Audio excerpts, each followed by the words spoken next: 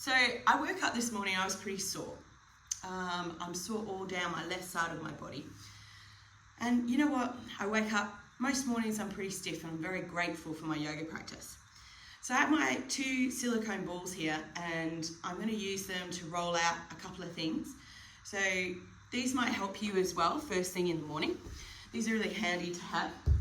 You'll also need a block and maybe a bolster.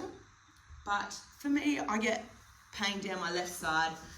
I've had double disc bulge in my L5 and L4, and I have retrolisthesis in my L5. So if you don't know what that is, you have to look it up.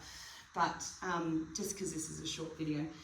So basically, I use certain yoga poses to help myself stretch every morning. So this is a quick sort of 5-10 minute class. So to start with, I'm just going to come onto all fours and I literally just rock my hips and just see how the tension is in my body and see where it's at. So checking the balance, and like for me, I know I can feel it down my left side, there's tension. So I'll come into pigeon. If you can't do pigeon, you can always lay on your back and do this version as well. I'll pop that up and I'll just take a few breaths here. I know this is not a full pigeon in the sense that I'm not going to sink into it and lower down. I'm just starting to wake the fascia up. And in the morning, I tend to hold my yoga poses a little bit longer. Why do I do that? Well, in my 20s, I didn't wake up sore.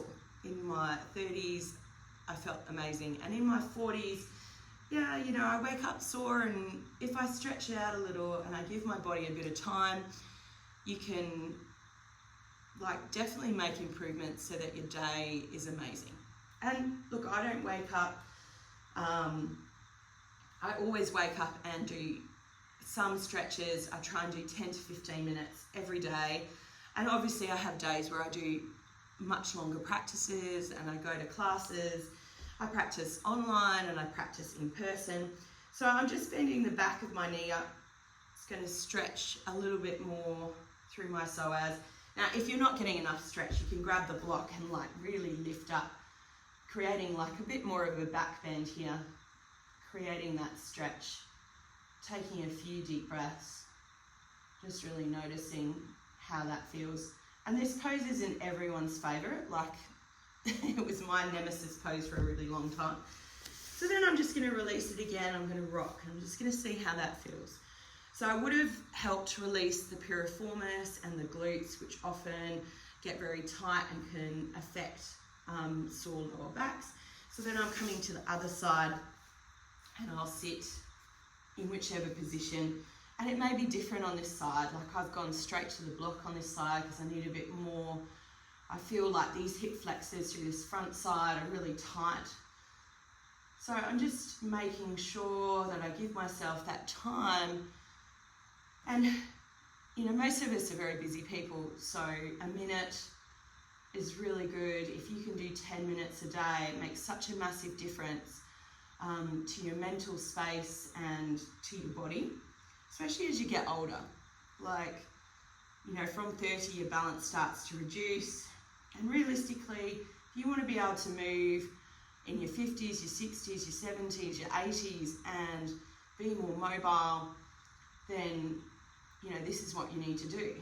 I make my dad, who's 83, do some stretches, and you can really see from where he was in his 70s to where he is in his 80s, how different he is.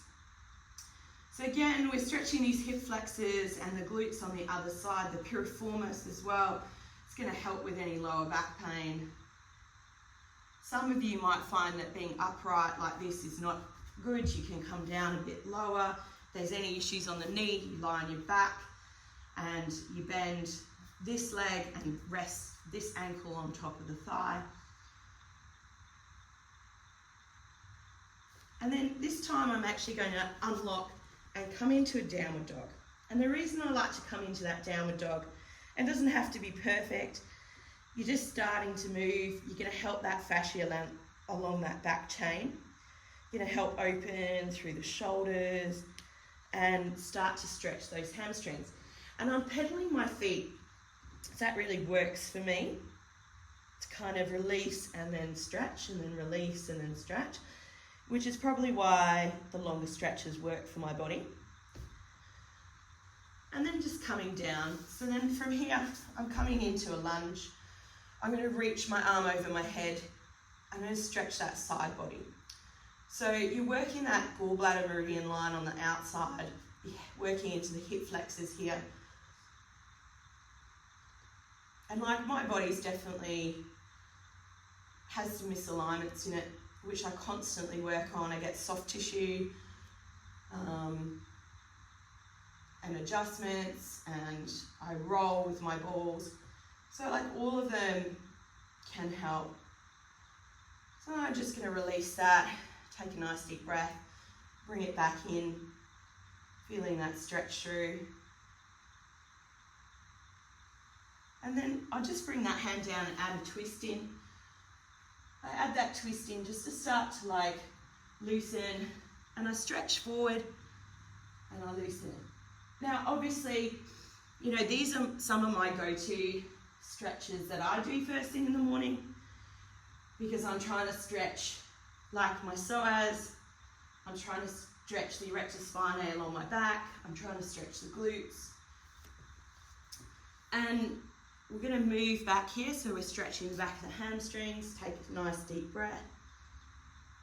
And we're just working through, like trying to loosen our body so that, you know, you feel looser for your day. And obviously, you know, these might not work for you, but maybe one of them will. And I love this side bend. I like to sink a little lower, trying to really loosen my hips, because my hips, for me, they work. I also get tight in my upper back. So I try and do a very generalized stretch. Even though I do focus on areas, I'm always trying to loosen the whole body, because the fascial chains that work through the whole body, like we're all connected. So if you have shoulder pain, you know, you possibly have hip stuff going on as well. If you have knee stuff, you might have hip stuff or feet issues, right? So you might need to roll your feet out. And just come back up and release again. And then as I come down into that stretch, I'm just going to open up again. Just getting that nice release through. And stretch. You can even hear things moving through the spine as we start to work. And I'm just going to move back,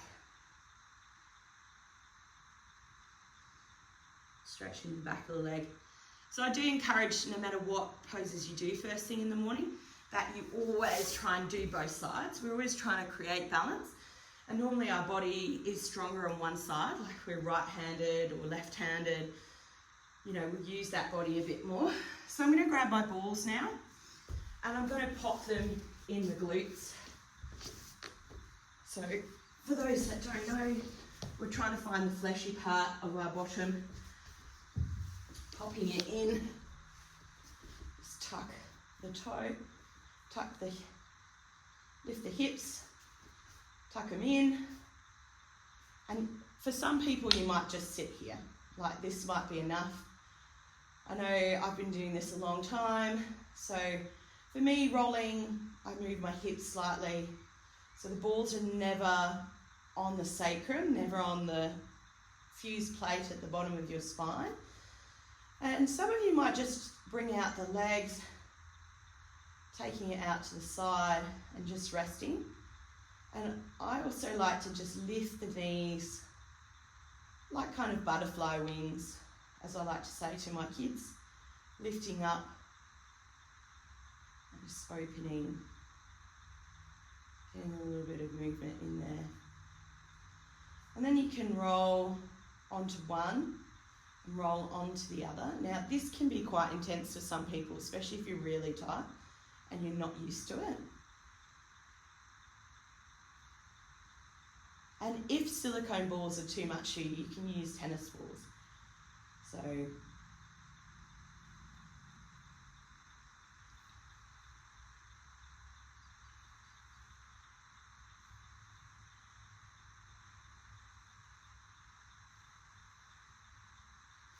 just going to release them out. I'm going to draw my knees into the chest. A little rock here.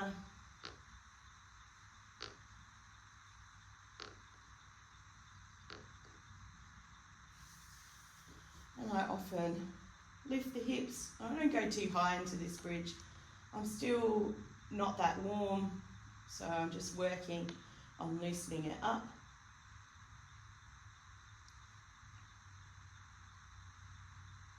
And then just a little bit of a rock from side to side. So it's a very short little sequence. Kind of get your spine and your hips moving. A little bit of myofascial release. Drawing in. Thank you.